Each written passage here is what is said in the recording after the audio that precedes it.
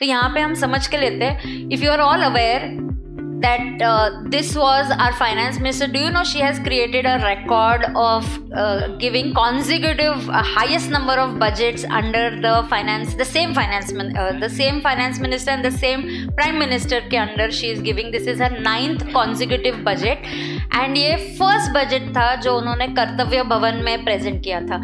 So जो नया संसद का बिल्डिंग बनाया है वहाँ पे ये पहला बजट था जो प्रेजेंट किया गया था. So कर्तव्य भवन था, तो that is why she started her budget saying that हमारे भी कुछ कर्तव्यस है towards the public and she started with lot of कर्तव्यस. तो कर्तव्य 1, 2 ऐसे उन्होंने कर्तव्यस के बारे में बताया. खास करके जो in this budget what is the major thing that has happened is if you just see the focus on education. See, budget में पहले क्या होता है, first we talk about the spending of government and then part A of the budget is what? Spending. कि government किस schemes पर, कौन से फील्ड में, कौन से सेक्टर पे खर्चा करने वाला है. तो that is the first part. The second part of the budget is the revenue of the government and then what we get is the fiscal deficit. तो the first thing in this budget was a very positive thing कि जब भी government बहुत ज़्यादा spending करती है on different schemes it helps in development of the nation. तो अगर मैं खास करके if I talk about education sector, on education sector the spending of government for this finance year 26 was around 11.28 lakh crores का हमारा spending का budget है जो लास्ट ईयर के कंपैरिजन में it was increase by 6%. So on education a spending has increase. Now let me also tell you one thing, before the government decide ना कि budget पे कहाँ पे स्पेंडिंग करना है, do you know there is a process कि एक economic survey present किया जाता है. क्या प्रेजेंट किया जाता है? Economic survey is presented okay in the parliament. ये सर्वे क्या होता है? ये सर्वे डिसाइड करता है कि देखता है कि आज हमारी इकोनॉमी की क्या कंडीशन है. It does a survey, it does a lot of research and then it gives a hint to the government कि this is what you should be spending on, this is what you should consider. तो इस economic survey में भी एक term use किया गया था and that was orange economy. Okay, so the same term even Nirmala Sitharaman ji presented in her budget. Now what is this? क्या सर्वे है? कुछ स्टैट्स है मेरे पास, स्टैटिस्टिक्स है मेरे पास. I'll share with you. But before that I'll just touch upon various sectors and last में मैंने एक ऑरेंज इकोनॉमी के ऊपर एक PPT बनाया, वो मैं आपके साथ I'll show that to you. Okay, so now first if we see what is the government going to focus. So I told you this already that government ने क्या डिसाइड किया, 1.28 लाख करोड़ का बजट रखा है और ये इंक्रीज हो गया almost bye 6% as compared to last year. Okay, now of course I know general the public got a little disappointed because एक चीज़ क्या थी, हमें क्या लगता है कि बजट में हमें कुछ मिलना चाहिए. आपको बहुत कुछ मिला है which you are not understanding, maybe not in the form of tax cuts but you have got a lot through schemes and expenses. Now what are these schemes? Now अगर हम बात करें कि do you even imagine that government has thought about content creator labs to be created? That's a part of an orange economy. Now I'll come to that. उसके बाद government is going to set up 5 university townships. So government has decided to set up 5 university townships. After that 1 girls hostel in each district so that the females are able to get access to the education. तो एक girls hostel हर district में government setup करने वाली है. ठीक है, there is lot of spending that goes into this, correct. उसके बाद training is to be given for health, wellness sector and yoga sector. They have decided almost 1 lakh allied health professional, allied मतलब professional doctors नहीं, उनके बाद भी जो nurses है, trainers है, तो 1 लाख प्रोफेशनल्स को वो ट्रेन करेंगे. मतलब इससे क्या हो रहा है? Employment, education will always lead to generation of employment. बराबर है कि नहीं? तो 1 लाख जो प्रोफेशनल्स है उनको ट्रेन किया जाएगा. After that of course 10,000 tourist guides को ट्रेन किया जाएगा and this will be with the help of IIM. So 10,000 proper एक 12 वीक का कोर्स बनाया जाएगा. IIM बनाएगा ये कोर्स. वहाँ पे टूरिस्ट गाइड्स, क्यों? टूरिज्म प्रमोट करो, फॉरेनर्स बाहर से आएंगे, फॉरेन करेंसी आएगा, इकोनॉमी ग्रो करेगा, यहाँ पे जॉब जनरेट होगा. बराबर है कि नहीं? आफ्टर दैट ट्रेन कॉर्पोरेट मित्रस. जो प्रोफेशनल CA, CS, CWA तो है ही, दे वांट कॉर्पोरेट मित्रस so that they can help. ये जो छोटे मोटे कामों के लिए भी हमें अकाउंटेंट चाहिए, गुड अकाउंटेंट इज रिक्वायर्ड. तो ये ट्रेनिंग कौन देगा? Institutes like ICAI, ICSI, CMA institutes, इन सब के साथ टाई अप करके गवर्नमेंट कोर्सेज बनाने वाली है for corporate professionals, not a CA but a little below that, but you need those also ना. कंपनी को चलाने के लिए MSMEs को लगेंगे कि नहीं लगेंगे professionals, है ना. After that there is use of technology to benefit the farmers, there is upskilling of youth, women के लिए है, research development के लिए भी fund है, and in fact सबसे important एक कमिटी बनाई जाएगी called as education to employment and entrepreneur. Look at the link, education, employment, employment से entrepreneurs. तो एक कमिटी बनाई जाएगी and the कमिटी का काम है ये देखना कि how AI and technology is going to have a positive impact as well as maybe a negative impact on jobs. So what should we do? We should be ready for it. Correct? Now let me tell you a few things about the orange. तो ये they're going to assess the AI का impact. तो ये sub committee का काम है. Universities है, training centres आने वाले हैं, ICI के साथ मिलकर स्कीम्स आ गई है, सब कुछ तो है ही. Now let us focus a little bit on that term orange economy and you won't believe कि एक orange economy मतलब क्या है. अर्षद तो नॉर्मल है करशिल.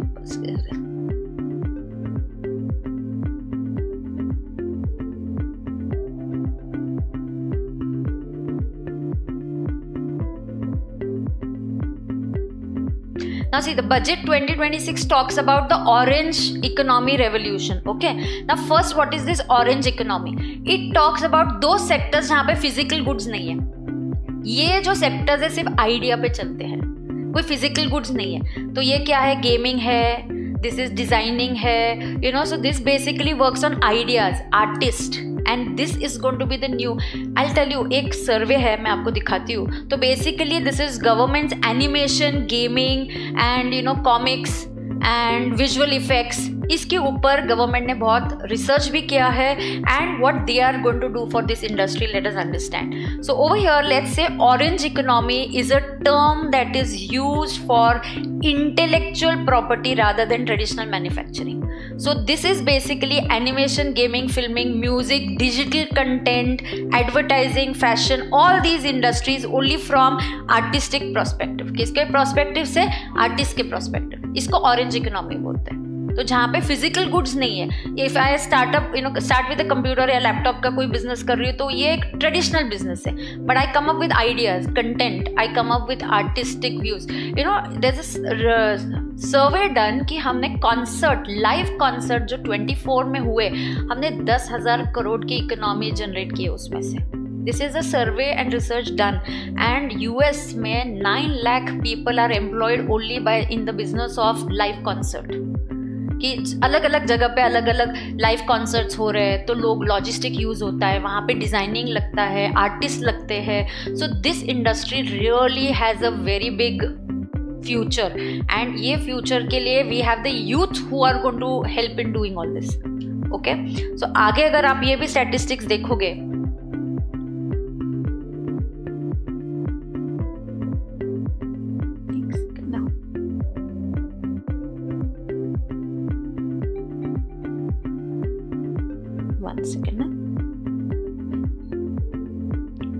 तो इकोनॉमिक सर्वे जो हुआ था उन्होंने क्लियरली बोला कि ये एम्प्लॉयमेंट इंजन है बेसिकली. एंड ये देखो कॉन्सर्ट इकोनॉमी में जो बात कर रही थी, 24 में ऑलमोस्ट 10,000 करोड़ का रेवेन्यू हुआ था कॉन्सर्ट इकोनॉमी में इंडिया में. एंड उन्होंने ग्लोबली देखा कि ऑलमोस्ट ये जो कॉन्सर्ट इकोनॉमी है 7% ऑफ GDP नॉर्मली ग्लोबली होता है. एंड US के जो तो लाइव म्यूजिक कॉन्सर्ट्स होते हैं ना, 9 लाख प्लस जॉब्स जनरेट करता है. So India today is facing a problem of unemployment, but at the same time our positive is thing is the gen Zs and the millennials का population which is there in India, which is the highest. अगर हम countries का भी मेरे पास statistics है तो सबसे पहले जो पॉपुलेशन हाइएस्ट किसी कंट्री में है तो वो है India and then it is China. तो why not get together the youth and the technology so that we are able to generate employment and it is definitely going to help us do that. So ये जो concert है and ये जो orange economy is definitely going to help us in what? Employment. तो ये क्या है हमारे लिए, क्या है ये? एक एम्प्लॉयमेंट इंजन है. तो ये कोल्ड प्ले कॉन्सर्ट जो इंडिया में हुए थे, इकोनॉमिक इम्पैक्ट देखना इसका, almost 4 lakh plus fans attended it. And इसका जो इकोनॉमिक इम्पैक्ट है, रेवेन्यूज हुआ. अच्छा, रेवेन्यू पता है क्या? सिर्फ टिकट का सेल से रेवेन्यू नहीं होता है. There hospitality, logistics, music support. So ये जो पूरे अलग अलग सेक्टर्स को इम्पैक्ट आता है, तो ऑलमोस्ट 641 CR का जो इम्पैक्ट आया था वो था. एंड लगभग 4 lakh fans had attended this. So we can see there is a very good future for this. This is the data that we have. दूसरा डेटा अगर आप देखोगे कि आजकल टीवी कोई देखता है क्या, so that is in negative. अगर अभी वो स्क्रीन में आपको ये नहीं दिख रहा है clearly because of the lights, तो वो नेगेटिव में है. And look at the other industries that are growing up is you know online gaming, digital media, animation, music, live events. इनका ग्रोथ देखो और टेलीविजन का ग्रोथ जो है वो क्या है, नेगेटिव है. सो वी आर अंडरस्टैंडिंग कि कौन सी मीडिया सेक्टर पे हमें अभी फोकस करना है is what the government has understood. And ये अगर हम जेन जीज की बात करेंगे और मिलेनियल्स की बात करेंगे, तो जो पहली कंट्री है दैट इज़ इंडिया, और जो सेकंड नंबर पे आती है वो है चाइना. सो जो जेन जीज और मिलेनियल्स है, सबसे ज़्यादा पॉपुलेशन. जेन जीज मतलब क्या रे तुम, what age to what age are Gen Zs? From what? Population from what is the age? 15 to 99? No, 99 is millennials के इसमें चले जाएंगे वो तो 2000 onwards. So अभी जिनकी एज लगभग 15 to 29 है, they would come in the category of Gen Zs. And इसका सबसे ज़्यादा population किसके पास है? India. So this is actually a strength for us. So you guys are a strength for us, right? So that's the impact. So what has the finance minister announced? Let us understand. जो निर्मला सीतारमण जी ने क्या announce किया है? She has announced 250 crores of outlay खास करके only for this sector. AVGC sector एक उन्होंने term बोला है. AVGC. A is animation, V is visual effects, G is gaming and C is comics. तो ये इंस्टीट्यूट्स बनाई जाएंगी अलग अलग जगहों पे.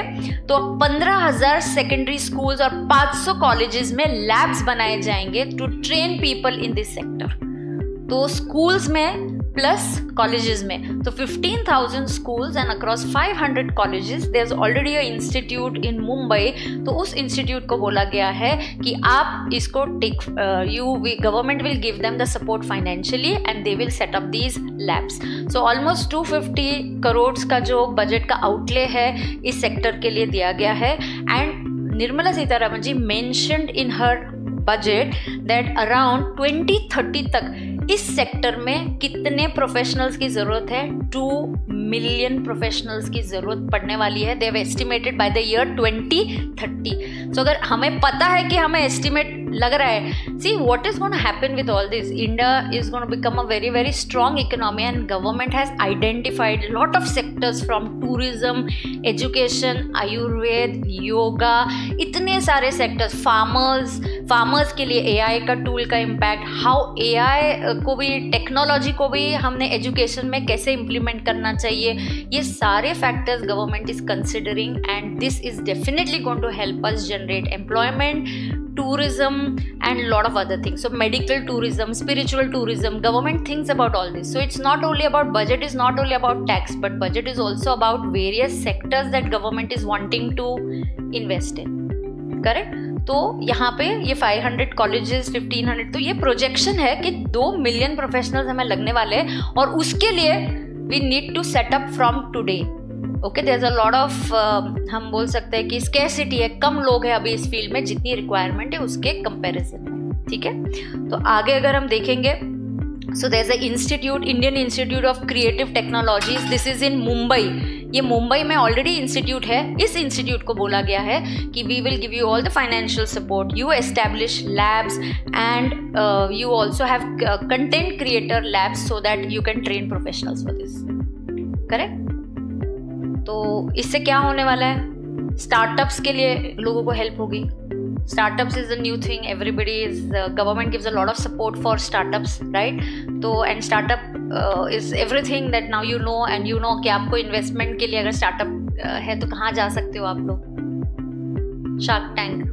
तो शार्क टैंक इंडिया में आप जा सकते हो स्टार्टअप के लिए. गवर्नमेंट फंडिंग भी बहुत मिलते हैं. गवर्नमेंट की बहुत सारी स्कीम्स है जहाँ पे स्टार्टअप को प्रमोट किया जाता है. So it's not just private investors, there are lot of government schemes also which they promote, lot of tax benefits also given to startups. ठीक है.